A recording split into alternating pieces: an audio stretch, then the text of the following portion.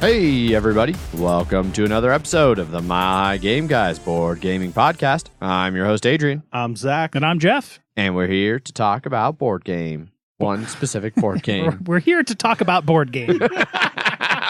I was about to say board games, and I remembered this is the review episode. Yeah. And it's just one game, not multiple. It's multiple. You're wondering why I gathered you all here today. And reveal a sign that just says board game. No, we're actually going to be reviewing The Flow of History. This is originally a 2016 release with a 2018 re-edition. An update. / TMG's first time publishing it. And so they got it all deluxeified. Yeah. With a 2018 release for that deluxeified version, which is the one we're actually reviewing. It is designed by Jesse Lee. Art is by Desnet Amane, Cy Lee, and Adam P. McIver. Published by Moedius Game Design and Tasty Minstrel Games. It plays 2 to 5 players and takes 60 to 90 minutes.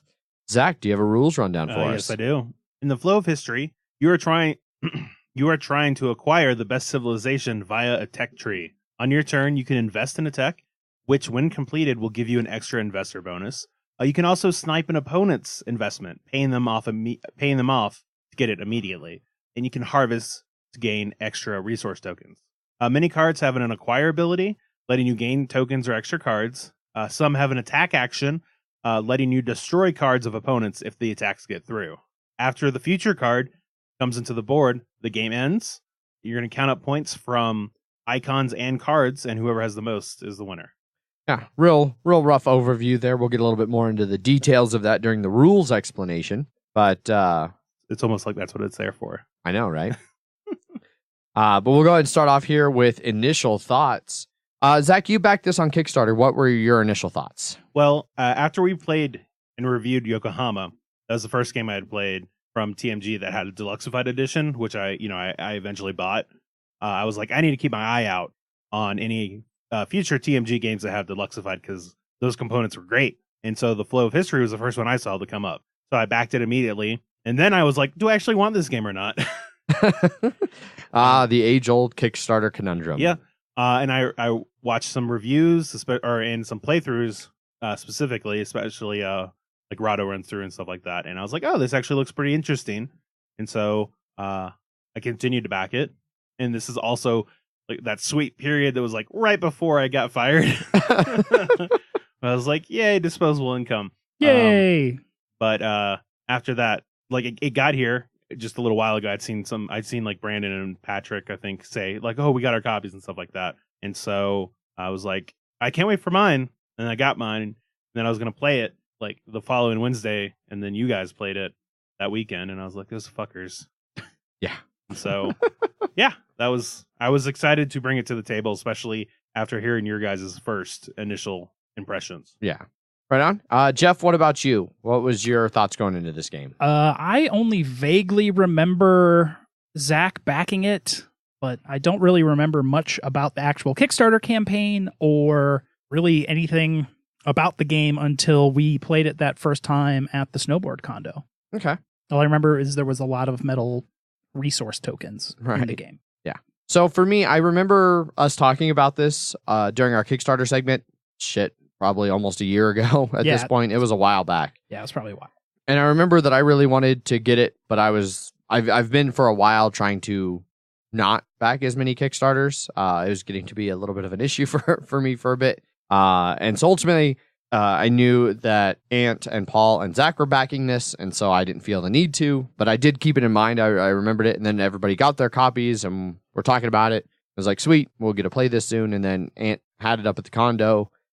He had got it like the moment that we were leaving for the condo, I believe, that same day. Which was really handy. And so I was like, sweet, we'll get to give this a shot. I'll get to see what it actually is like.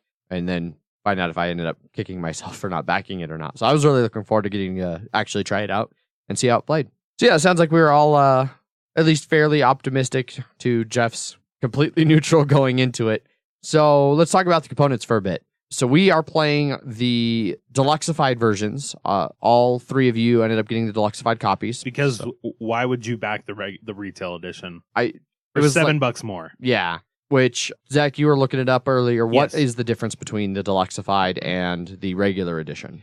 So the regular edition is a smaller box because the deluxeified edition has a bigger box. It has 72 metal resource tokens versus the 72 punchboard ones. It has 5 custom oversized resin player markers as opposed to 5 wooden player markers, and it comes with a custom vacuum formed plastic inserts with a lid, and then a folding market board, which the base game doesn't come with. Oh, it doesn't have No. even the market board. No. Interesting. Well then, knowing that, like I also didn't realize the vacuum form tray was a deluxeified version also, which means that right now I immediately have a huge bone to pick with TMG over the deluxeified version of this game. So the rules even reference a little bit the vacuum form tray. But that might be because it's the deluxeified one. But if the vacuum form tray is only in the deluxeified I'm version, saying maybe we don't know. I haven't looked at the retail version. Maybe that retail version doesn't have that part in there. the thing about the trays. Yes. Yeah. No. So, but the fact they reference because the tray is supposed to hold the pieces of the deluxeified tray. That's only the deluxeified copy is supposed to hold the deluxeified pieces. Okay. The metal resource tokens in the supply and reservoir and reserve, and yet that supply row does not fit the metal tokens at all. Okay. The supply one, yes, I would agree with you on that. I thought you were saying. I thought you were trying to say it's like, it's referenced in the rules, and so the base game doesn't have that. So why would it be referenced in there? No. The rules might be different between the copies. That's what I was gonna say. Yeah. I don't. If it's not, then that sucks. But the fact that the vacuum form tray is a deluxeified thing only, and it still doesn't fit the deluxeified metal coins, is borderline inexcusable to me. Like, you're making these two things that are supposed to be part of the same special edition. Make sure they actually work. Like, we've never been able to put the resource tokens, metal resource tokens, in that supply tray. They just don't fit. But then also, even if you could, like, one person couldn't see them. It depends on where you put them and how many people are playing. But I mean if you're sitting in a board, or not a board, just a square table or something like that, at some point it would be hard for one person to see that supply row. Yeah. But I mean that's why we never used it. So. Yeah. I mean, the supply also doesn't ever get big enough where it can be like, hey, how much is in supply? To be like, oh, it's 10. Like, just glance at it. It's been a lot. It depends on what game you play. It can be a lot. Trust me, it can be a lot. That last game I played, I was adding like 8 harvest things into it every time I harvested. He got all the harvest tokens. Yeah. Jesus, Zach. Oh, there was so much stuff in there. But yeah, so the deluxeified copy comes with all that fancy stuff. The metal coins are really cool. Yeah. The metal resource tokens. Not it even coins. says one resource token abbreviated as 1 RT. True. The metal resource tokens are very nice. I really like the design on them. They're small. They feel like weighty, but not in a heavy way. Yeah. They're substantial. Like there's something there. They're better than cardboard punch outs for sure. I mean, obviously you don't need those. No. But completely superfluous to gameplay. But I increasingly really like having fancy metal coins. Oh yeah, 100%. Yeah. The having the player board is nice, but I could see where that's super unnecessary. Or not the player board, but that central like market row. Yeah. Like you can just stack the cards out in the center. Like that's easy enough to do. The player tokens are really cool, having the like different wonders. There's like an Eiffel Tower. There's like a tower, like a. They're all themed around castle. different one civilizations. Of them like, one of them looks like it's probably supposed to be like the Great Lighthouse. Mm-hmm. One of them is like a Middle Eastern sort style, of like mosque tower kind of thing. One looks like the Washington Monument. We couldn't decide. Yeah, one's like the Washington Monument. We couldn't decide if that mosque one, if it was supposed to be like one of the minarets. That's the word I was looking for. From like the Taj Mahal. Mm-hmm. So if it was supposed to be more like South Asian. Right. Or if it was more Middle Eastern, where it was like, I've seen mosques when I was in like Istanbul and stuff that have those same big like minaret towers on the corners. Yeah. So don't know if it's supposed to reference something specifically. And those are resin. They feel nice. Yeah. And it's custom wooden ones for the regular. I don't know what those look like. Okay. But I mean, I'm sure as long as they're unique in color and I'm assuming shape too. Right. Then that's good. The main part of the game though is the cards. Yes. And I think the cards are really good quality. Mm-hmm. Like they weren't like some games where 3-4 plays in, you're already seeing nicks around the edges and the white showing. Right.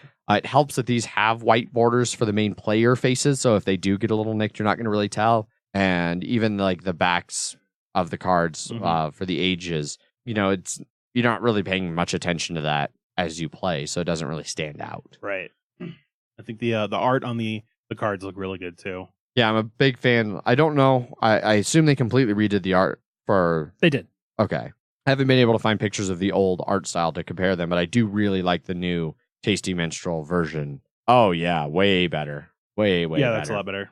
But I like that from a graphic design perspective, if a card is a certain type of card, like pretty much the entire card is that color, like in multiple places. So there's no mixing up whether you've got a science card or a military card or a civics card. They are all very clearly marked. The two that behave differently, the leaders and the wonders, are rotated 90 degrees. So that makes them really easy to be like, the ones that are 90 degrees are special cases that are in, that'd be landscape. Right. The ones that are in portrait, the regular cards, they all behave essentially the same way, aside from their individual powers. But I really like the way they did that from a graphic design perspective. I don't know if were there any markings to tell like which ones are the commerce ones, the blue ones, besides there being blue? Yes. Okay, just for in the middle left, there's like for the blue cards, it's like a little like Greek style forum building. Like the warrior ones have like a dude holding like a spear. So even if you're colorblind and stuff, you can still tell. Okay, cool. Yeah, very clearly. Like it's a big clear symbol,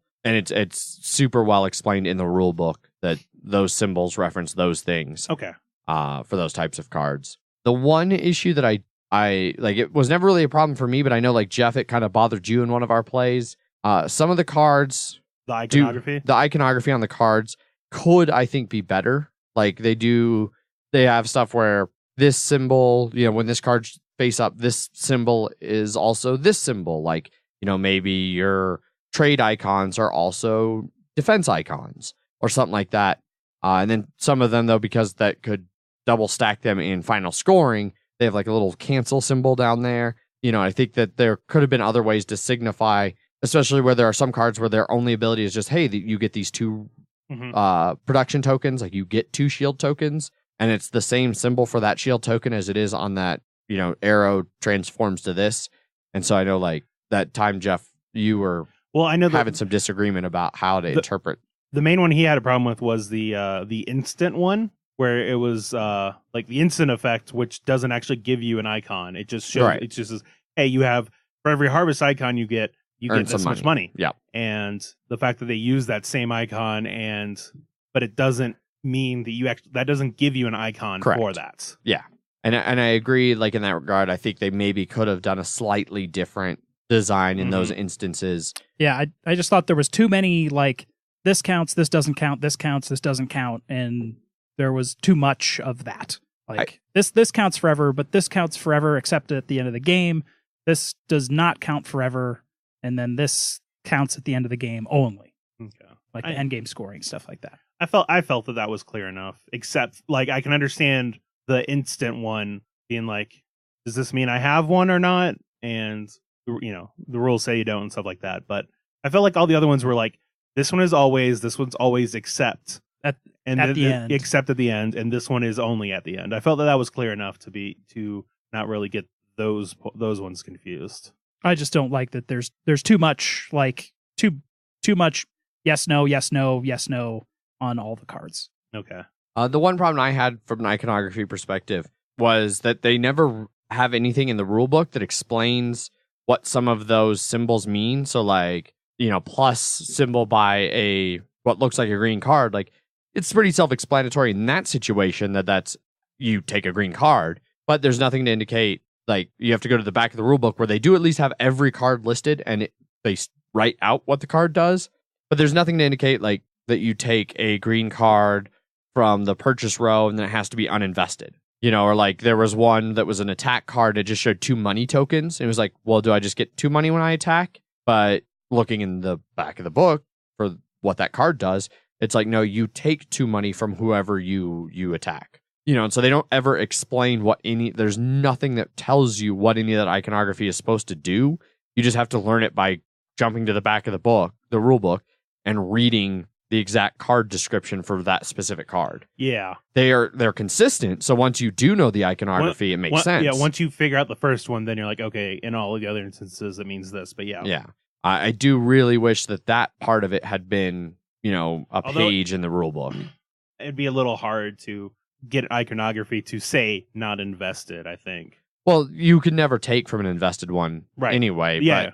But, I think it would have been easy to show like plus and then have like they do in some games where it's like the different colors striped across it. Yeah. And be like, take a card of that color, an uninvested card of that color from the row. Right. Like, boom, then that symbol is now explained. You know what it does. Mm-hmm. So. Yeah, in that little cheat sheet they give saying that. Yeah, I would agree with that. Fairly minor complaints. I don't think they really majorly impacted gameplay. Like your first play might take a little bit longer as you're handing the rule book around so somebody can see exactly what their card does. Right. There is a lot of symbols you have to pay attention to when you're doing them, especially if you're doing the investing and then completing, because then you need to make sure and like pay attention to the investment reward and then check what you have for investment reward. Remember to get that investment money back. And remember to not get it if you snipe somebody. Right. Or acquire the card literally any other way. Yeah. Which seems self-explanatory. Like, it's an investment bonus. You have to have invested in the card to get it, But it is easy to forget. Like you lose the investment part of the bonus. You're like, I get a bonus of this in your mind. So right. So, but otherwise, like I think most of the other iconography and stuff is really clear. Yeah. I like the way they did the banners so that as you stack cards, like it's really clear like what part of the card is still supposed to be showing when you put a new card on top. So you can see your resources very clearly down your stack of cards as you build it up higher and higher and higher. Which typically, like I think I haven't seen much higher than like 5 or 6 of a color. Like you have to be going pretty hard for one color to get much more than that. I think I saw somebody get 6 green. Yeah. So right on. Anything else you guys have to chime into on components, art, design? I mean, the flavor text at the bottom of the cards is kind of hard to read. Yeah, it's italicized, cursive, and tiny. Yes, which it's all flavor text, but still, it's not the easiest thing to read. Yeah, in fact, like aside from looking at a couple cards when I first was opening it up and learning it, I've never paid attention to it because it's just scribbles at the bottom of the card. Yeah, and it's never like you're holding the cards. They're always down on the board. So if you wanted to read it, you either have to pick it up and look at it, or like you put your face down towards it. Right. So just doesn't ever seem to really work out. Yeah, but like being able to see the iconography and stuff is relatively simple. It just means like at a glance you can see that. That's good. So it's not like there's a lot of stuff in the point the thing you actually care about with the card. Right. Like that's easy to see and yeah. But the flavor text, like you're saying, not so much. Yeah. Right on. Well, let's move on a little bit here to rules and rules explanation. I saw some people talking either on Twitter or maybe in one of the Slack channels I'm in. I can never keep straight where I read things. But some people were saying that they thought it was a little bit of a bear to learn. And in the initial play, like going through the rule book, like they weren't happy with the rule book for teaching the game. I thought it was fine. Like Ant brought it to the condo. I grabbed the rule book, plopped on the couch while people watched Netflix, thumbed through the rule book a bit, was like, okay, I think I have it enough. Everybody come on around. Like, we're going to go through this together. And we walked through it together and then started playing, and it went smooth. I didn't have any problem learning the game from the rule book or teaching the game from the rule book, even the first time it hit the table. I do have to say, everyone was like, let's give this a round and then put it away. Well, yeah, especially by the time I got through the rules, like everybody was looking like they were gonna be done with it. Yeah. But then, we started playing, and then it clicked enough, and people started kind of getting into it, and there's enough interaction between like sniping and getting sniped and attack cards and things like that. Like people kind of livened up around the table, and we ended up finishing out the whole game when we thought we'd only play a few times around the table. It helps that there's no real rounds. Yeah, there's a flow to the game, and the game sort of just ends. I like it. But you're just constantly moving through the game. Yeah. You don't worry. You just worry about your own action, and then it just kind of comes back around to you.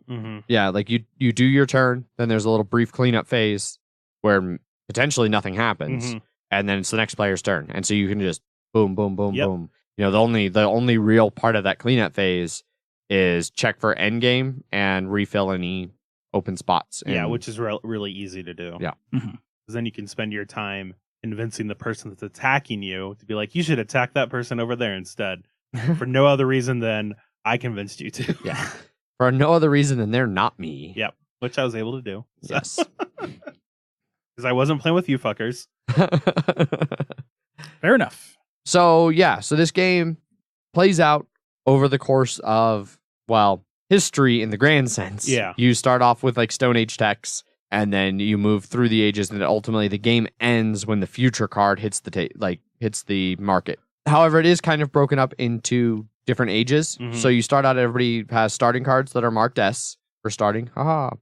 Then the first cards that start out on the market are always the ancient cards. They're Mhm. marked with an A. From there on, you And start. there's only 5 of them. Yeah, there's only 5 of them. And you're playing with you're playing with, if you 2 to 4 players, it's all 5 cards. And then if you're playing with 5 players, then it's a 6 card that comes out. Which is just the first card of the age 1. Exactly. Which then they transition from being letters, the S and the A, to Roman numerals for 1, 2, 3, 4, 5. And then at the end of 5, there's the internet, which is worth a bunch of points.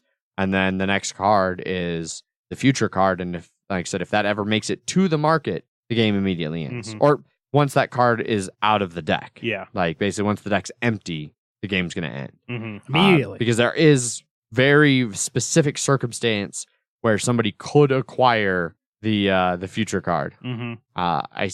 Judging by your fist pump there, Zach, did that happen for you? Oh, yeah. Yeah. I had Christopher Columbus, and it was the last card on the deck, and they could not take it. So I was like, I'm going to use him and take that 6 points, please. Thank you. Yeah, it's pretty rare to pull off, but it is worth 6 points, which in a game where scores are 30 to 40, actually in my experience, 20 to like 30. the high 20s, low 30s, 6 points is a substantial chunk of points. I made up a decent amount of my 47 points that I had in that game.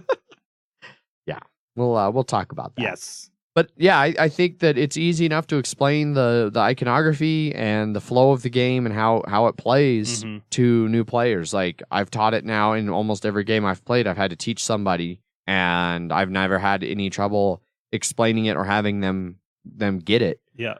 They come with really good reference cards that go through each of the actions you can do on your turn, and it helps that you very rarely have more than like 1 or 2 available to you. Mm-hmm. Like if you're already invested in a card, you can't invest in anything new, so that's not an option. Conversely, if you have no money, you can't invest because you have to put money down. Yeah. If nobody else has bid on it, then you can't snipe anybody. Yeah. So And you can kind of always harvest, but harvest is the only one you sometimes- could technically always do, but if the supply is empty and you don't have any harvest tokens, You only get whatever the minimum is for Yeah. the age. So 1, 2, 3, or 4. yeah, or Or 5. 5. Yeah. Hopefully you're not harvesting during age 5. Right. Because age 5 goes fast. yeah, I didn't have any problem. Like I said, I'd read some people saying they thought the rule book wasn't great and that they had issues learning it from there. I didn't experience that. And I think it's certainly easy to teach once somebody knows the game. Yeah, it's a lot more simple. Teaching the game's a lot more simple than the rulebook makes it sound. Correct. That I would agree with. Yeah, once after learning the game, I taught it to other people, and they got it 100% fine, except for the not getting the investor bonus, which like even I was still getting on my second and third playthrough. It was still like, I'm gonna get, oh no, I don't get it because I sniped it and I didn't invest in it. Run down. Well, I think that pretty much wraps up rules and rules explanation, and we can get on into the fun part of all of these reviews where we talk about gameplay. Zach, your game was bullshit. Oh, it was 100% bullshit, but in the best way. See, it's nice because when I play with people that aren't you guys, I can convince people to do what's in their best interest and also my best interest.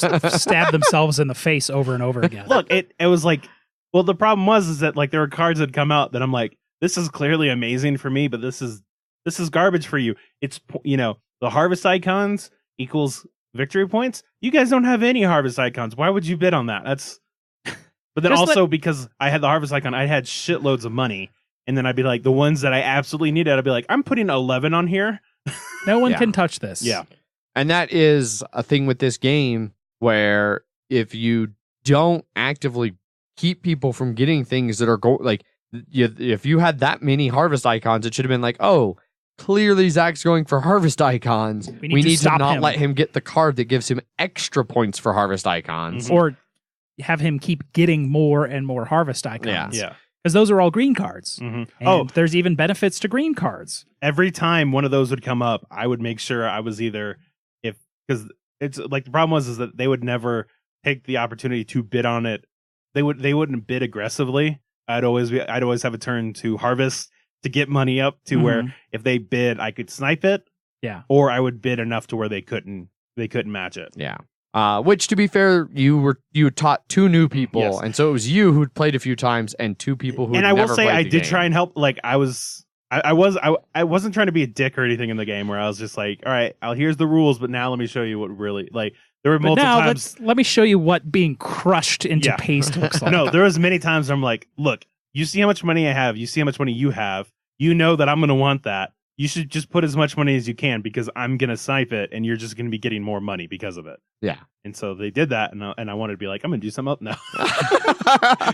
Sucker. Yeah, but no, I would. Yeah, I did try and help them, and especially with if they thought that they were going to be able to get an investment bonus or investor bonus and they couldn't, I'd be like, do you want to take that back? Like I gave them the fact that it was new people. And also, they just weren't used to playing with me. I think we all know that you really helped them to help you. I mean, you're not wrong. I'm sure they felt they did as good as they could. You know what? At least they felt good about their game. Oh, I felt great about my game. Because once again, I had 47 points. They had 26 and 20 points. So I had more points than they both did. Oh my God, Zach. And there were I counted 33 resource tokens in the game. Damn. Yeah. And you brought a lot into it. Yep. Well, you had all the harvest. I had all the harvest. So every time you harvested, you brought from the reserve to the supply. Yeah. Every time. Oh, yeah. And especially because a lot of those harvest cards were like, get more stuff from the reserve. And I was like, okay. Well, if you insist. Yeah. So this is a game about linking cards together because I had a whole bunch of harvest things and I had the wonder that let me get points for culture points for harvest. Yeah. I had a lot of harvest, and so I was like, you know what? I don't want people to start destroying my shit, so I got the card that let me turn my harvest into defense. I had a lot of orange cards, and I had the wonder that let me have orange cards to get more victory points. And basically, and then one that was just, I have a set of everything for 2 points. I had that, and so then I got a lot of military, and I was very aggressive on the military, so they couldn't destroy my shit. So I kept pushing them down that way too. So it was a maelstrom of greatness. Yeah. Yeah. That must have been nice for you. It was great. I felt good. I was like, good game, fellas. Yeah, good game. Yeah. We haven't really talked much about military. Yeah. I like the way military works in this. I do too. Yeah. After the first play we had up at the condo, we played with 5 players, and people were like, man, military feels really strong. Which I think in 5 players it can be stronger because everything's just slightly more diluted. Mm-hmm. So if somebody gets an edge in military, everything else is diluted enough where it's going to be hard for everyone else to catch up and stay caught up. Whereas if somebody's really pushing military in a 5-player game, they can do that. Yeah. In less like a 3 and a 4-player game, it's a little bit easier for everybody to kind of evenly get after those military cards.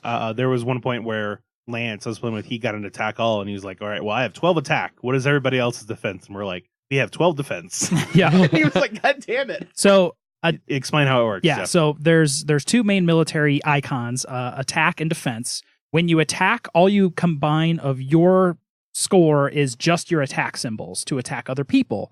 But everyone that's defending gets to add their attack and defense to their defense. So defense, it's definitely weighted much more towards the defender. Mm-hmm. Yes, which is good because most of the attack cards are pretty punishing. They literally attack cards. Yeah, they'll destroy the top card of whatever color it indicates. And in the late game, some of them are 2. It's destroy your top orange and your top green card. Destroy a wonder. Destroy one wonder from everyone. Mm-hmm. Yeah. Especially because wonders are critical endgame points. Yes. For sure. Yeah, and I think that's where knowing the game, I was like, I knew that military is sort of, I wouldn't say weak in the beginning, but it doesn't really mean that much. But the end game, if you're not prepared for that, for for the tanks and the warplanes and the fighter jets and the Manhattan Project that you can get screwed by those. And so I was like, I knew that I was like, this stuff's starting to come up. I need to ramp up my defense or realistically my attack so I can attack everybody else. Yeah. I think that, like you said, it's interesting how weak it is at the start. Like the first card that comes out that's an attack card doesn't give you any attack symbols. So if you're not paying attention, you're like, oh, I'm going to jump on that first attack card and attack somebody. And then you invest in it and then you complete it and you're like, all right, I got to attack somebody. All right, what's your attack value? That 0. That one only gives me defense. That doesn't actually give me attack. So my attack value is 0. Is anybody at -1? Yeah. No? Right. Does one of the starting civics have an attack symbol on it? Yes. Okay. Yeah. Because I remember the first game I played, I invested in it and I was like, I'm going to wait till some attack comes out. I'm going to snipe that from somebody and then do, complete my investment. And that never happened. And so at one point I was just like, I just need the shield. So I'm just going to invest in it. Eat it. Yeah, I'm just going to eat it. Yeah. And I watched somebody do that same thing thinking that they could attack. And I'm like, it doesn't have any attack. I told you, but you were like, no, it's fine. No. An attack will appear. Yes. Never appeared. Nope. But I like that curve because it is aggressive. So early on, like, yeah, you might get attacked, but if you happen to get attacked early, it's not going to hurt you too much. Those early cards don't typically contribute much to your end game or even your overall engine. They can, and it can be a little stumbling block early. Yeah. But late game, if you don't keep up with the military and then somebody trashes like one of your high level, like your era 4 or 5 green or orange, or like you guys were saying, if you trash the wrong wonder and the attacker gets to choose. Yeah. So they can be like, oh, that wonder over there is about to score you 12 points. No, that's gone. That's destroyed. And yeah, we nuked that. Yeah, when we were playing with Andrew, and right before he was going to get Gandhi, which just lets you have peace, so nobody can attack you and you can't attack anybody. I was able to attack one of his wonders, and I'm like, well, this wonder gives you have a lot of defense. This wonder gets you points for defense and gives you the defense. I'm just going to get rid of that. Yeah, that's gone now. I think, screwed you over, Adrian. You were going for Gandhi, and then we clearly bid on something else. Well, two leader cards came out that both would have been good for me, and one of them. So it was Gandhi because I was falling in our 3-player game. I was rapidly falling behind in the military race. Jeff was going pretty heavy attack, and the person we were playing with, Greg, he was going very heavy defense and wonders. And he had a shit ton of wonders. Did he have the pyramids? Yeah. Yes. Okay. Yes. Yeah. So I was going to say for the early game is like getting that one, the first wonder, it gets you points for every wonder you have. Is like, oh, if I get this, I might as well get a lot of wonders. Mm-hmm. Yeah. And he had 6. Yeah. Yeah. But so I was rapidly getting priced out. Like I was having trouble keeping up. And so when Gandhi came out, I was like, I have to get Gandhi so that I can just ignore military after I get Gandhi.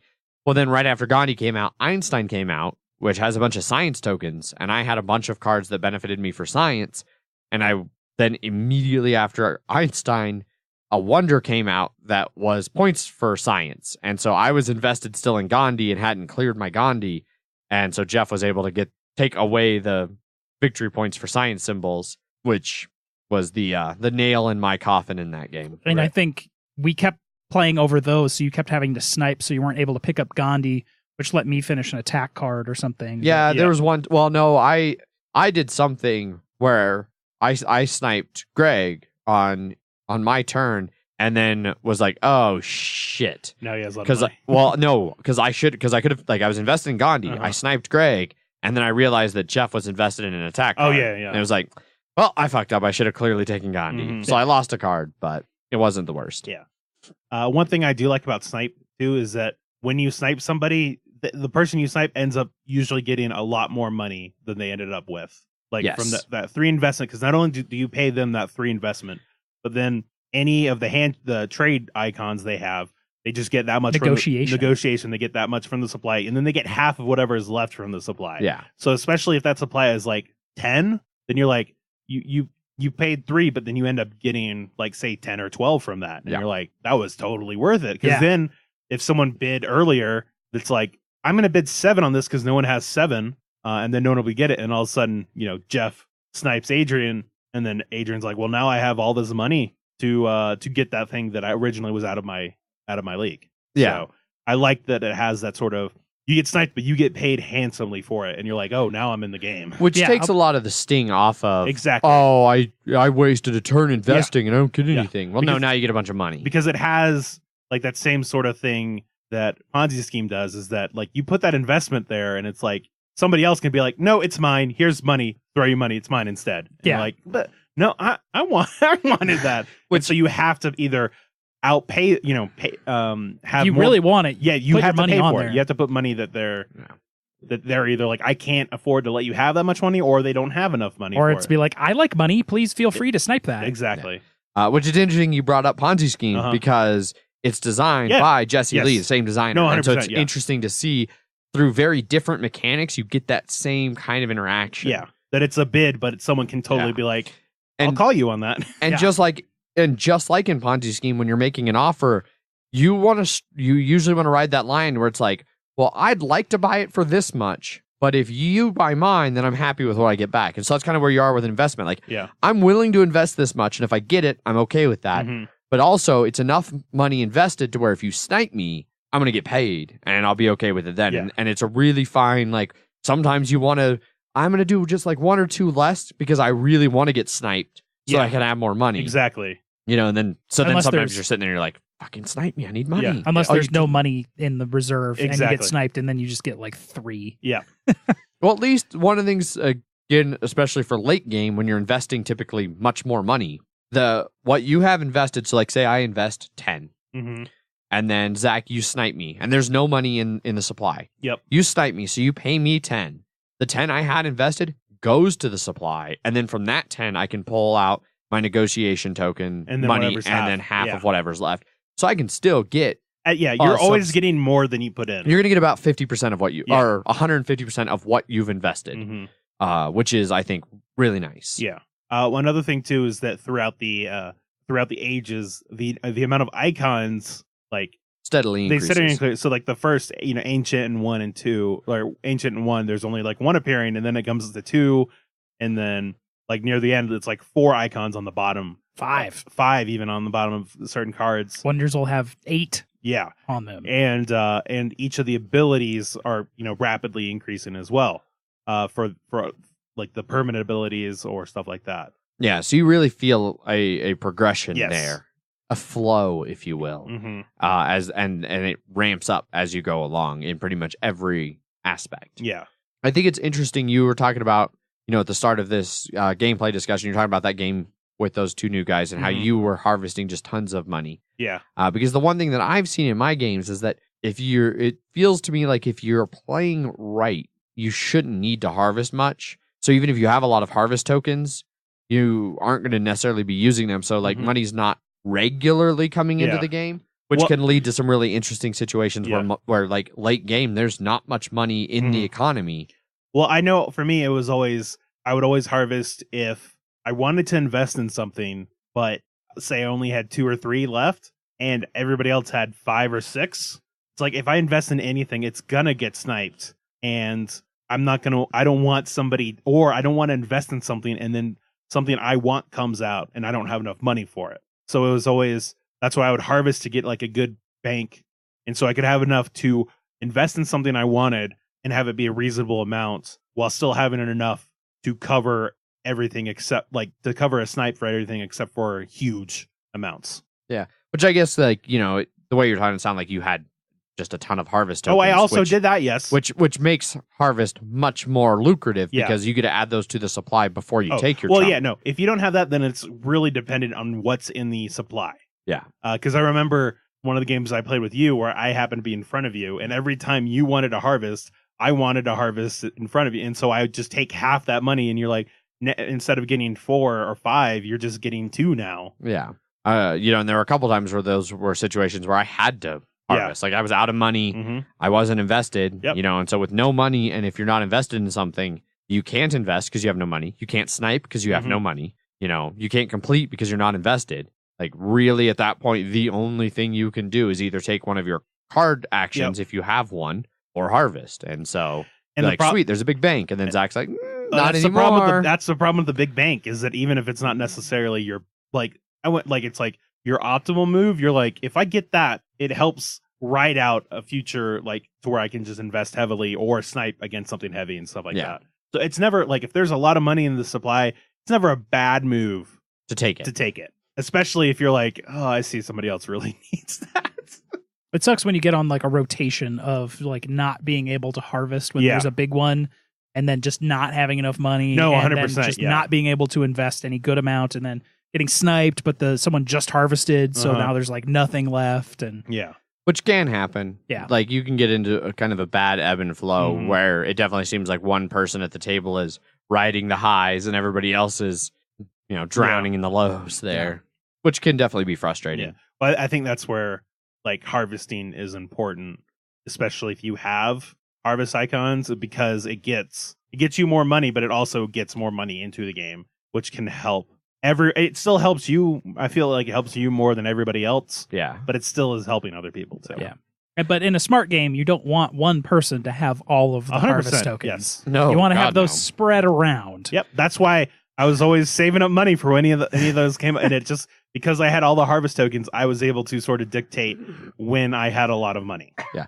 Well, and not even like necessarily like that. That's one reason why you don't want somebody to have them all. Yeah. But in theory, if they get kind of spread around, then anytime anybody harvests, it adds a little bit of money. Yes. Whereas if one person has all of them and they're doing a good job of managing their investments, and like when they get sniped, then they control the flow of money more, and so they might not harvest. Yeah.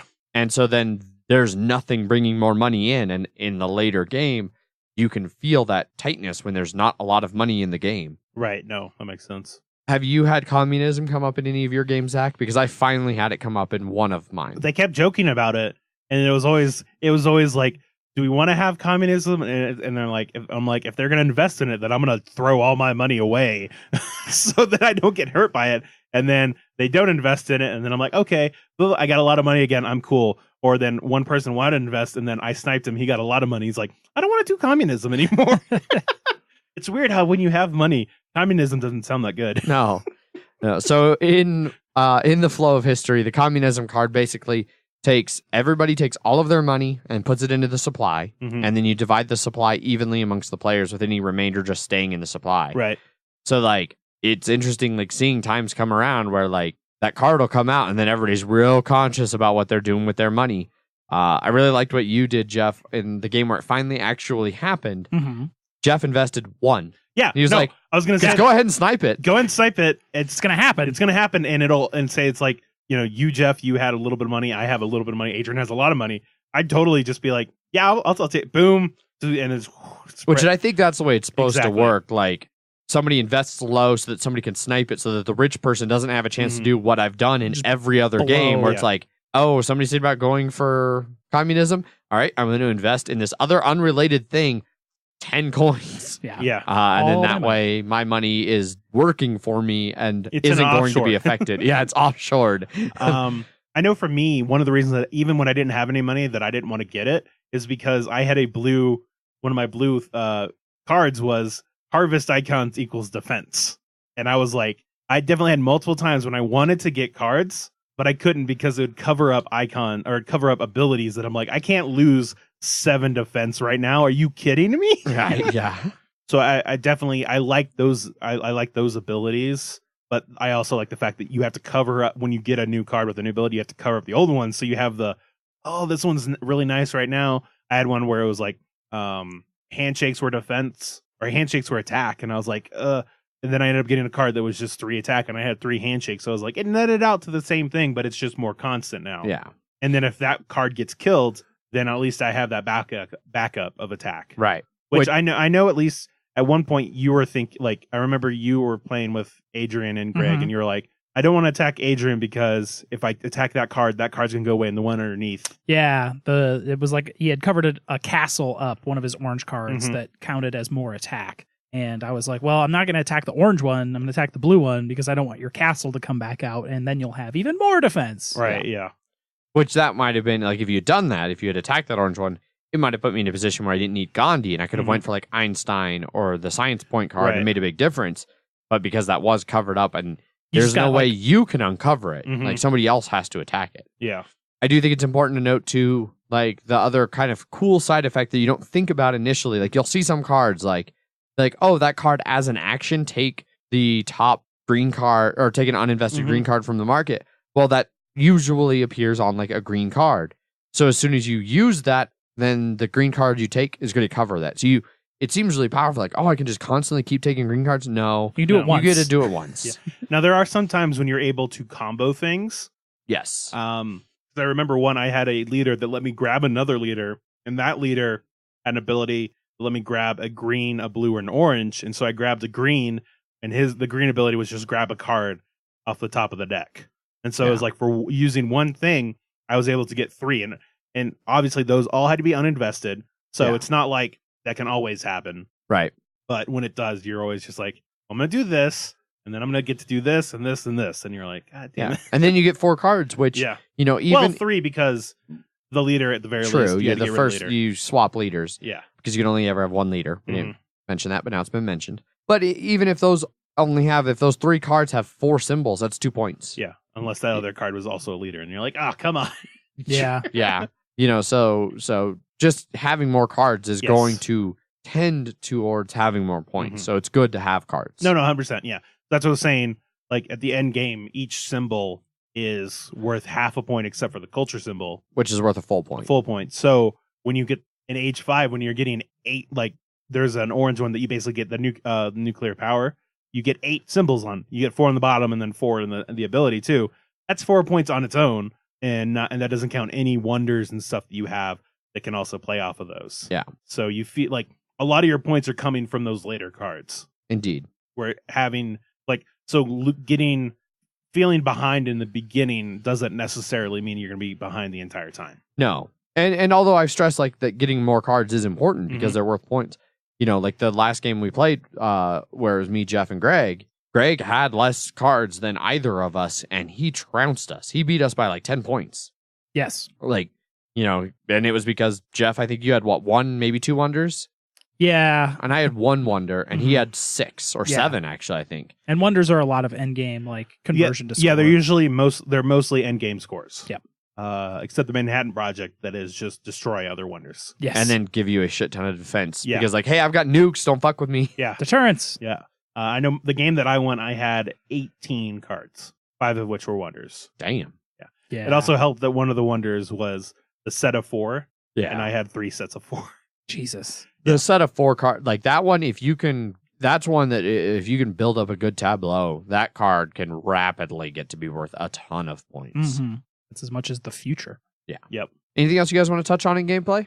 The end game. The end game. It's sudden, sort of. Yeah, it's sudden and it's weird. You go into age 5 and there's only like 6 or 8 age 5 cards. I think the rest are 12 cards each. And then you go through those, and then there's the internet and the future. When the future hits anyone's tableau or the board, the game the market end. board, The market board. The game will end at the end of that player's turn. Mm-hmm. And that means if it comes out at the end of their term, that's it. Game's over. Yeah. I don't love the way the game ends. It would be cool to have more of a round in there, but I understand like it's weird to have the future card be like accessible with it being also the end game condition because it's super, I don't know, it just depends on how that end game becomes super thinky and like how much can I fuck over one person or the other person to make sure someone can or cannot get the future card. Yeah, and not just that too, but also if they have like there's another wonder or a card that's out that's like going to get them a lot of points. If you guys do it right, you can be like, oh, I'm going to time this and get this and this so that the future comes out and the game's over before Jeff has a chance to complete his investment, because all those investments on the board, they're done. You don't get them. Yep. Yeah, it's sudden, and there's like one card that you can really get the future from. There's 3 cards, but it's hard to time. Like there's one card that you can time it, and then there's another one that's a little iffy. Yeah, the other one is just when you buy the card. Yeah, and it has to stay out there. Be invested, and it come around to your turn with that being the last card in the deck. Yeah. Whereas the Christopher Columbus card, which is a leader, his ability is you discard the leader and you just get the top card. Yeah. And so that's how on my game, the internet came out, and I was like, no matter what you do, you can't there was only one thing invested, and it's like either snipe it or complete it. Yeah. And then the feature the internet came out, and I was able to take the feature. Yeah. I think it's important, like, and this kind of goes back to the rules explanation thing. Like when you're teaching, let people know that ages 1 through 4, there's 12 of each of those. Mm-hmm. Age 5, there's only 6. So like okay. age 5 goes fucking real quick. No like, one gets all age 5 cards. Basically, No. when age 5 starts, like that's the end game. Mhm. Like start wrapping up. Yeah. You get 2, and then the game's over. Yeah. Yeah. So everyone gets 2 split amongst themselves. Yes. And then the game is over. Especially because as cards come out, when a new age comes out, it hasn't happened very often. I think I've seen like 1 or 2 cards get trashed by this. But when a new age comes out, if there's ever something that's 2 behind it, those get discarded from the game. So if you go to age 3 and there's still age 1 cards, those get discarded. Yeah. But yeah. So like, if an age 5 comes out and there's a couple age 3s still for some reason, then those are gone and they get immediately filled by more age 5s, which just accelerates how quickly you're going to hit the internet and then the future. Yeah. Your game's non-invested. Yeah. Okay, that's what I thought. That's what I thought too. Just always got to double check. Yeah. But the game is basically ancient through 4, and then once 5 starts, it's basically all right. Everyone's got their last round. Well, or it's basically everybody starts just going on those 5 cards. Yeah. It's It's basically one more round. To an extent, yeah. Because it's like invest, or invest, snipe, invest, and once two of those 6, Well, I mean, technically 6 of those cards have to come out. Yeah, I guess if you still got age 4s Yeah. and stuff out there, but It really depends on the situation. It can go quick. It can't go quick. I would say too quick. Yeah, maybe. It's funny, like when you start off, like it seems like a big thick deck, but it actually plays through it pretty quick. Yeah. Usually. Mm-hmm. I have had at least one of the games I've played that seemed to just drag on at 4 players. I don't really know why. Yeah. Like somebody else started a different game at a different table. I started a different game at a different table. Like 30 to 45 minutes after we did. It was like 30 minutes. And then finished about 20 to 30 minutes before us. Like they played their game in an entire hour quicker. Mm-hmm. Because I think ours was just under, like, and I think that includes like rule explanation too. But it was like 2 hours for his hour. Yeah. And I believe everybody who played that one knew how to play. Yeah, I don't know. I didn't really see who he was playing with. Like, and I know I feel Ant's very like yes, snappy. He's very much more aggressive about, hey, fucking do something. Yeah, and yeah, we did have a couple little breaks and stuff like that. But yeah, it did go longer than the game actually said. The 3-player one I played went quicker than that one. Yeah, I do think though overall it plays right in that 60 to 90. 60 to 90 that it claims to. I wish it played a little bit closer to 60, but I think that's really up to the players. Yeah. I think if because it does offer some thinky decisions, and if you're just like if you made a lot more just gut decisions, then it would go pretty quick. I think. Oh yeah, for sure. It would be to get what you want out of the game. You have to sometimes be like, okay, now hold on, how much money do you have? How much do you have? You have like what icons do you have and stuff like that. So I can Cool. Right on. Let's move on to some final thoughts here. Jeff, what are your final thoughts on the flow of history? I like the flow of history. It could be better. I kind of mirror what Adrian said. I wish it was just a little shorter, but I also wish the end game was a little longer. Well, you're gonna have to choose one of those, Jeff. Well, no, just cut out the early game. Yeah, cut out the beginning and middle, and just kind of stretch the end part. Just randomly deal everybody like 2 cards from age 1 and start in age 2. This is the colonists. I really like the theme behind the game, just like going through technology throughout civilization, like the tech trees and stuff in like the PC Civilization games and stuff has always been my favorite parts of the games, doing all the research and cool stuff like that. So this is basically the game, which is really cool. The iconography is all right. In some parts, I think they simplified it too much. In others, I wish they kind of complicated it a little more. It's fine, but I wish it was just a little better. I'm not a big fan of the end game. It can get a little king-makey in certain games at the end on whether like you end the game or you can kind of let it go another turn or one more action and someone gets like the fighter jets and can totally screw someone else over and be like, I'm totally fine. But it should sort of come down to be like, what's the action that gets me the more points right now? Yeah, the components are fine. I wish Harvest. I wish more money would come into the game when it wasn't completely lopsided and one person got every single one of the Harvest tokens, and that seems like more interesting to have like more pool of money in the game. There was like that one. There was a lot more money, and it made like nobody felt that bad because it was just like, well, I'm just gonna harvest. All right, I got 9 money. All right, I'm back in the game, guys. Yeah, but then everybody had like 9, so really like, yeah, the bids were like, when I bid for something, I was like, I want to bid 11. Yes. So I wish a little bit more money came into the game through Harvest. I wish there was a little bit more Harvest tokens, especially like towards the middle. It felt like there were some in the beginning and then some in the end. Yeah, and it really depends on what order those cards come out. Yeah, because it seems there's like 2 of each card in each age, right? For each color, but not all greens have. Yeah, Harvest on them. I don't know what the balance is across them. Yeah, but overall, it's all right. I don't love it. I certainly don't hate it. I wish it was a little shorter. I wish it was a little better.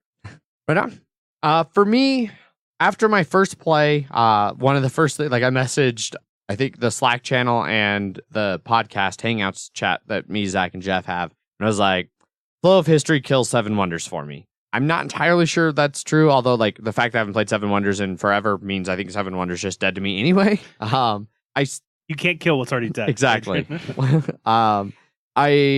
And then after my second play, that was the one where it really felt like it was really dragging on, and it was like, maybe this isn't as great as I thought. Then I've played it some more since then, and I'm back to thinking like I don't think I would want to play 7 Wonders if Flow of History is available. Granted, like I said, take that with a grain of salt because I don't really want to play 7 Wonders. I think it has a place, but it's just not my type of game. It's way too simplistic for what I like in games these days. What about 7 Wonders Duel? No. You didn't like that one more? Okay. No, I got really bored with Duel. Okay. Duel started after 4 or 5 plays of Duel. It felt like the same game every time.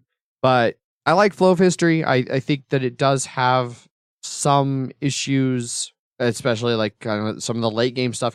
It can be frustrating having the game end a turn before you thought it would, so you have an investment sitting out there that would have paid off real big for you, and it's like, oh, well, I guess the game's over and I don't get to do anything. Part of me wants to be like, oh, well, just you need to plan better.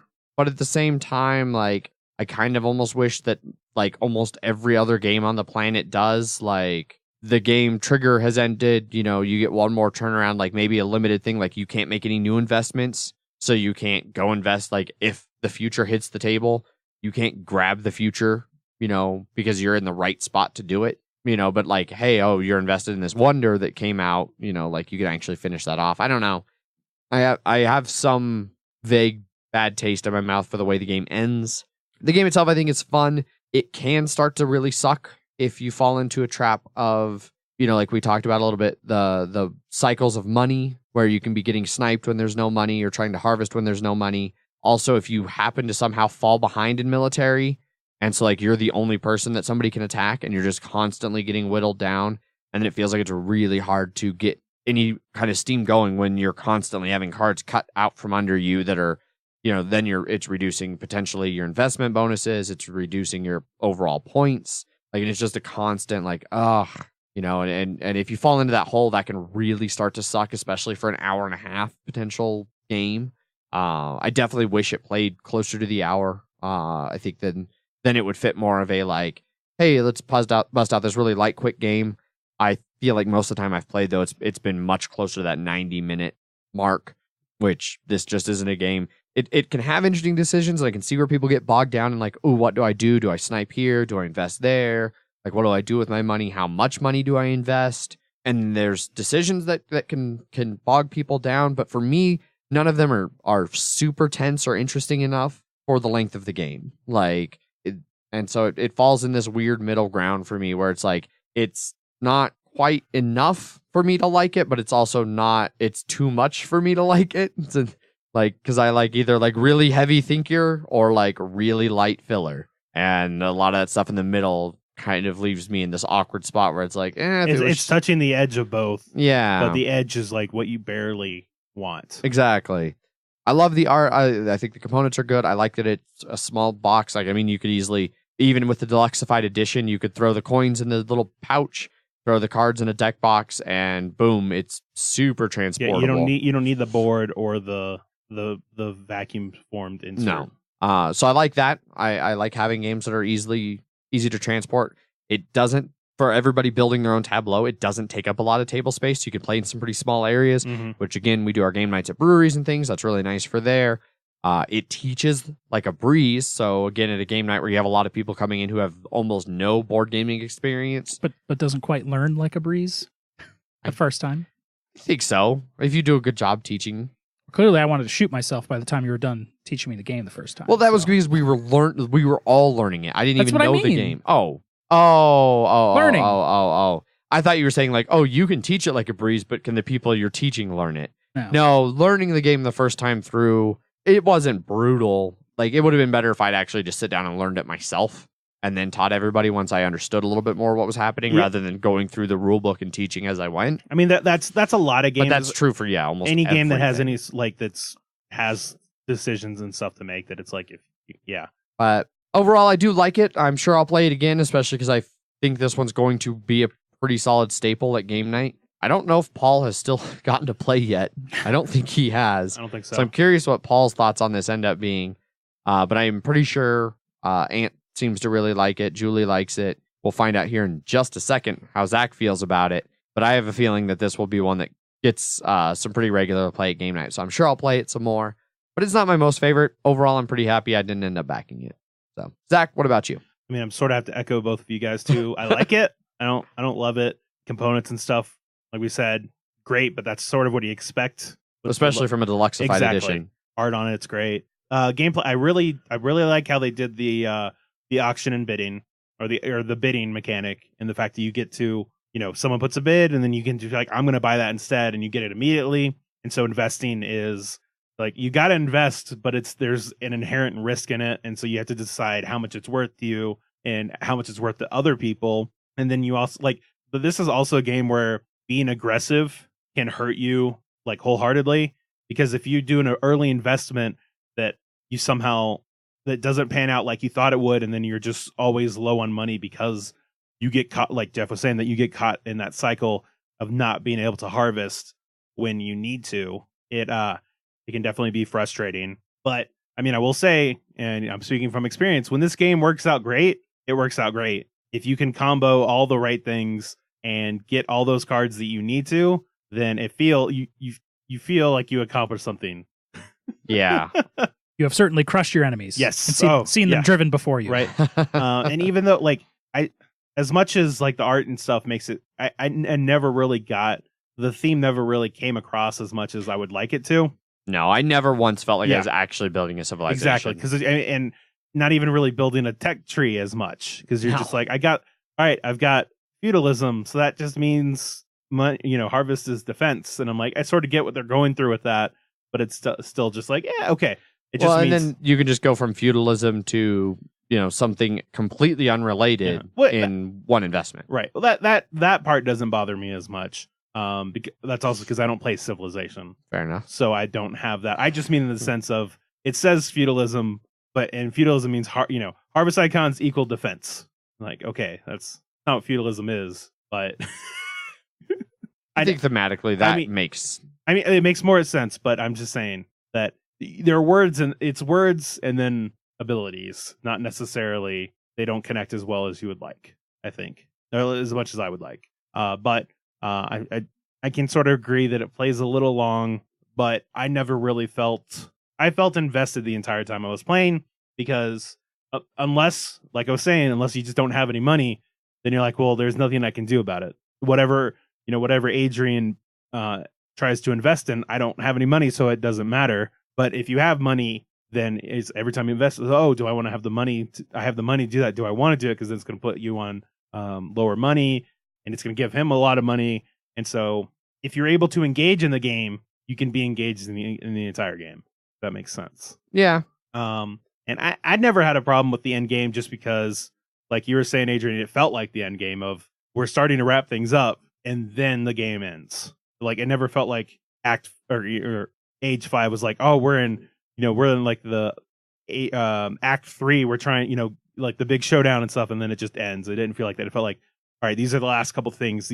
They're really big, but because of that, you're like, that at any moment it could be the last one, so you have to get the ones that you can. Yeah, I can see that. But yeah, overall, like I said, I liked it. I feel like I should like it more, but just right. I think that was the main problem. Is after I played it, I was like, okay, I liked it, but I felt like there was just something missing. It just felt a little bit too, I get abstract, like because it was just playing cards. And they're like, I wanted it to feel a little bit more. So Okay. Well, there you have it. We all kind of like it. Kind of. I mean, I like it. I will say I'm a solid. I like it, but I felt like, especially with Ponzi scheme, I think I was expecting more. Yeah. And I don't know if that's the game's fault or mine. I think a little of both. I mean, because there's moments where it lives up to some of that, and you're like, if the game was this regularly, it'd be great. But it's not. It's that in flashes, which I think holds it back a little bit. But well, that sums up all of our thoughts on it. After hearing this review, you still want to pick it up? You're in luck. It should be available here pretty soon. Miniature Market, cool stuff. All have it marked as on the way, and they're offering the non-deluxified version for under $20. That sounds about right. So That's a good price for this game. yeah, I definitely wouldn't want to pay a whole lot more, but especially the sub-20, deluxified edition is $50 MSRP. Obviously, you can't buy it, right? But if it was that price versus under 20 for the base game, I'd be like, just get the base game. But yeah, if you have a chance to somehow go into the past and kickstart, then you would kickstart the deluxified edition. Yes. Although realistically, I was looking at the deluxified for like in the 30s Mhm. versus the base game for, like Miniature Market has it currently listed at $16.29. Oh wow, yeah. I'd take the $16.29 for the base game I thought you for okay. sure. Under 20, I was expecting $19.99. No, the highest I see here is $17.99. Okay, all right. So I'd probably just you'll be fine with the base copy at that price. From my perspective. Adrian's just hating on metal tokens, apparently. I love metal tokens, but not almost double the cost. Love them. But I mean, double the cost, and the fact that it's like it'd be like just in 30 to 17, $12 for 55. Like people normally spend a lot more for. True. So True. Anyhow, moving on to listener feedback, we have some BGG responses. yes, we do. Zach, you got those ready? I do. Go for it. Bryant says, I recall looking at this a lot when it was on Kickstarter, but I was already pledging too many other things. Shocker. Yeah, I get that. That happens. I really like the graphic design. I love the idea of a streamlined Civ game. I wonder how this compares to something like Seven Wonders, which is also tableau building and light civilization. Finally, do you recall the differences between the retail version and the Kickstarter version? So we went over the differences Mhm. during the component section. Basically, So take everything out, Yep. yeah, and that's it. it's a deck of cards. Yeah. It's an empty box. Yes. The game's in your minds. Yes. Compared to Seven Wonders, I would rather play this than Seven Wonders. I would rather play this in Seven Wonders. I like drafting in a lot of games, but Seven Wonders is basically all drafting. Yeah. And And there are games that do it in a shorter time, like Sushi Go. yeah. It's like if I had to play drafting the game, I'd rather do that one. Whereas like bidding and auction mechanics are my jam, Yeah. and this is much closer to a bidding and auction type Yeah. game. This shit's strawberry. I wouldn't play this over Seven Wonders Duel. Fair enough. But I know you really like Seven Wonders. I do Duel. like Seven Yeah. Wonders Duel. Too bad someone lost all my components. Yeah. That sucks. But what if you're man. playing with 3 people or 5 people? Well, then they can buy their own game of Seven Wonders Duel. Okay, with 3 people, that person's you're just gonna be like, fuck off. You can stare at us while we play Seven Wonders Duel. and then it'll take turns. The winner takes. Correct. Yeah. Yeah, there you go. Okay. All right, next up on the BGG responses. Next one's from Tom. Sorry, Automaton. AKA Tom. Yeah. In my small game group, a total of 4 of us purchased the Kickstarter. Sounds about right. Yeah. I wonder how big his game group is. Probably Right. 4 people. The 4 of us excitedly played it 2 weeks ago, and as we all love Civilization games, and we were hoping for a decent quick card version. After one play, one is happy that he at least got one play at it in his version, and the market now has 4 copies for sale/trade, 3 of which are unplayed. Ouch. Ouch. Pluses: the bidding action does create some interesting decisions, but they are repetitive. Yep. Understandable, yeah. Components are excellent. The endgame scoring cards can really vary players' path to a certain degree. Yeah, Indeed. I would agree with all 3 of those. Negatives. Our strongest negative was that every card is used in every game, so we feel that replay would be lower. We spent the post-game talking about how it basically turned into 3 people playing card denial of the 4th person. It felt like right off the bat, it needs an expansion just for some variance. As it is, our group will be keeping an eye out for the communism or Gandhi cards as examples. Yep. Understandable. Yeah, I could definitely agree that it just. I think that was part of it too. Is just it was like once we played the game a couple times, just We've sort of seen like with Seven everything. Wonders Duel for me at least. Was just, and I think for you too. Yeah. It's just like you're using most of the cards, Mhm. so you sort of see the same patterns emerge. And I think at the very least there was more interaction between the people, so that could influence it more. But And especially, and I didn't really touch on this, but this was something that I had in my mind earlier that I'd meant to bring up. Like, you see this deck of cards, and you're like, oh, I got to go through there. There's going to be a lot of variability. But because they're stacked age by age, it's the same 5 starting cards, then the next 12 cards are the same, the next 12, then the next 12, then the next 12, then the last 6, and then the last 2. Well, and so the order of those makes 12, sense, but it's a tech progression. But you can't have like fighter planes when everybody else is just right. No, it makes, but this is where like I agree. Like you know, you could almost, if you doubled the number of cards, so you had 24 era 1, it's like pick 12 of them. Then there's some variance, and you don't necessarily and as also you don't know exactly what's always coming up. Correct. So yeah, I would agree with that. While we collected cards, I built something, but it wasn't a civilization. I did an activity and got some stuff for it. Yeah. I think that's what I was sort of saying too. Like you didn't feel as connected as I didn't feel as connected as I'd like. No. It has a very rich get richer feeling early on. This somewhat evens out after a while, but in a 4-player game, 2 people got most of the cards early, while the other 2 kept getting sniped. By the time the money stacks reverse, the bonuses on the first 2 cards outweighed the benefits the other 2 got from their cards later. I could kind of see that, like I said, like you can get stuck in a rut where you're missing out on money or you're not getting the full value of a snipe, and that can really suck. Yeah. And then finally, personally, I wasn't a fan of only 2 to 3 card symbols providing any investor benefit. It wasn't clear in the rules that the 2 to 3 of the other symbols won't get you any benefit. This would somewhat be resolved with more plays, but really influences the decision on what cards to snipe. And that's, you can get it for culture, for industry, and then for science, which I do kind of agree. I wish I was expecting more on that, and I was especially because like there's like no science early on. No, and a lot of those very little industry even. There is. I saw 1 or 2, but I don't remember seeing many except for like 1 that somebody would start out with. Well, it's weird that it's like culture, which are points, so that one's super valuable because you're not only getting points, but then you're getting money for your points. You know, whereas military is its own reward, I guess. Yeah. Now remember, this was based on 1 play, so we could have a very off read of it. I wouldn't say it's too far off. No. Having played with Tom, like he clearly knows his games. Yeah. And I know his taste, and I think that this read was pretty much spot on for that.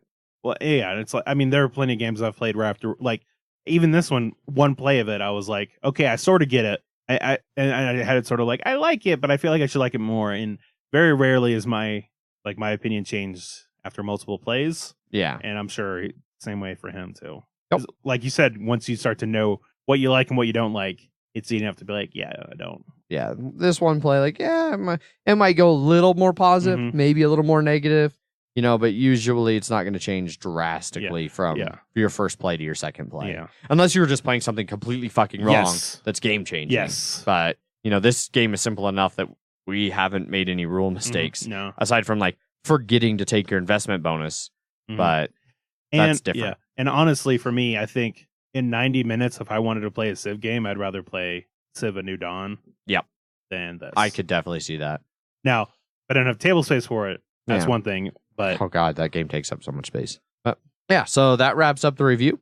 As always, if you want to get a hold of us about the games we review, to give your thoughts or opinions on the review itself, you can always email us. Emails at milehighgameguys.com. You can jump over to that Board Game Geek Guild number 2731, where we have the threads up for the review episodes, where you can give us your thoughts and feedback over there. You can find all 3 of us on Twitter. I tweet under @MHGameGuys. I'm Zach_MHGG. And I'm Jeff_MHGG. And we have Facebook and Instagram /MileHighGameGuys. So be sure to check all of those out. We'll be back next Wednesday with another banter episode, where we'll hopefully have actually gotten to play some games, unlike this week, where banter this week was a little light, at least on board games. Our banter's always gold, just not always board game gold. Solid gold hits. Yeah. Sometimes fool's gold. but it's still Iron gold. pyrite. Yep. And 100% from the 70s. Yes. Yep. Yeah. Thanks everybody for tuning in. As always, I've been your host, Adrian. I am still Zach. And I'm Genghis Jeff. Bye. Bye. Bye.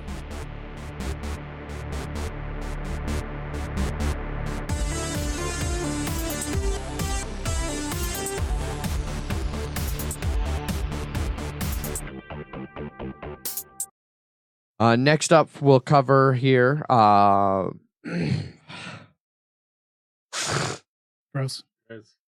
You want to get my some son. stuff to blow your nose continuously? Nothing's coming out. It's my sinuses are stuffed, so it's just clogged up there. Nothing comes out when I blow it. We can get a garden hose and a funnel, and then clear that shit out for you.